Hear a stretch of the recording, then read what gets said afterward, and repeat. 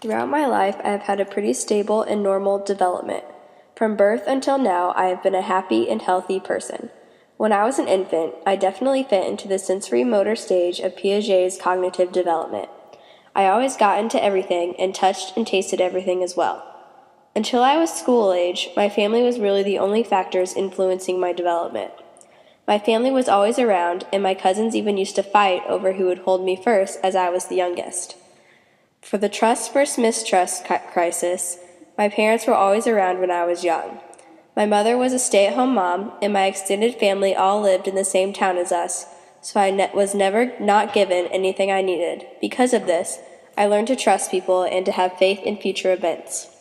As a toddler, I became much more independent. For the autonomy versus doubt crisis, I always wanted to dress myself and do things on my own. One thing I loved to do as a little girl was to play with my Easy Bake Oven. It allowed me to bake my own little treats, and that really gave me a sense of self-control and autonomy. I definitely was in the pre-conventional part of Kohlberg's ladder of moral development at this point in my life. I did things in order to obtain personal rewards or to avoid personal punishment. That goes along with the fact that I was in the pre-operational stage of Piaget's cognitive development. I was egocentric and did not think logically. For the initiative versus guilt crisis, I always controlled what I wanted to do. For example, no matter how much my brothers tried to get me to do something they wanted to when they were told to entertain me, I always took it upon myself to initiate my own activity. I always liked school and learning and wanted to be a teacher from an early age.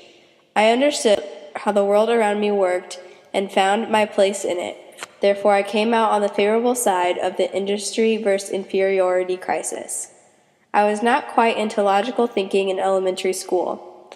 I definitely favored magical thinking. I believed in Santa for a long time, until about 5th grade. When I was 8 and about 3rd grade, I asked my mom what she thought Santa would bring my dog, Daisy, for Christmas right as I was going to bed at about midnight. At that point, my mom had not gotten Daisy anything for Christmas, therefore neither did Santa. So at 1 a.m. in the morning, she had to go out to Walmart and buy my dog a toy from Santa just to go along with my magical beliefs.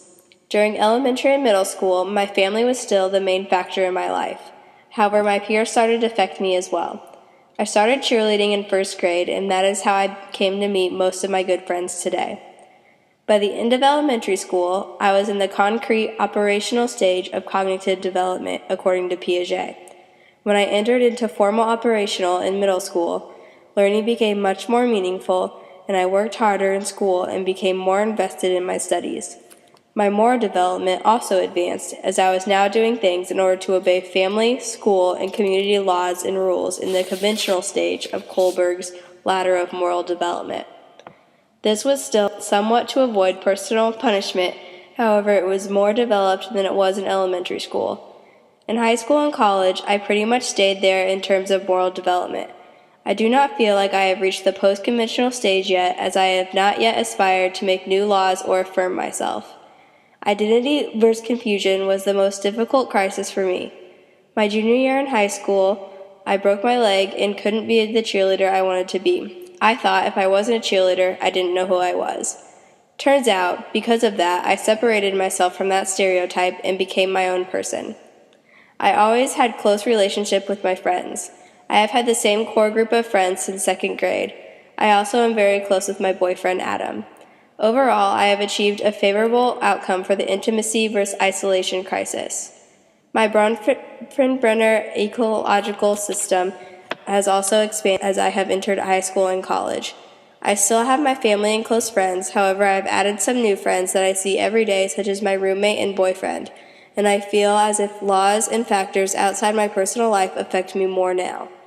As I continue to develop in my life, I hope to continue on the positive path I have been on so far.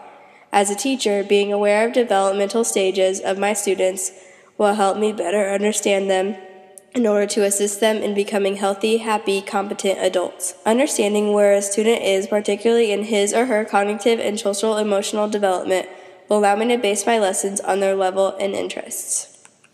The end.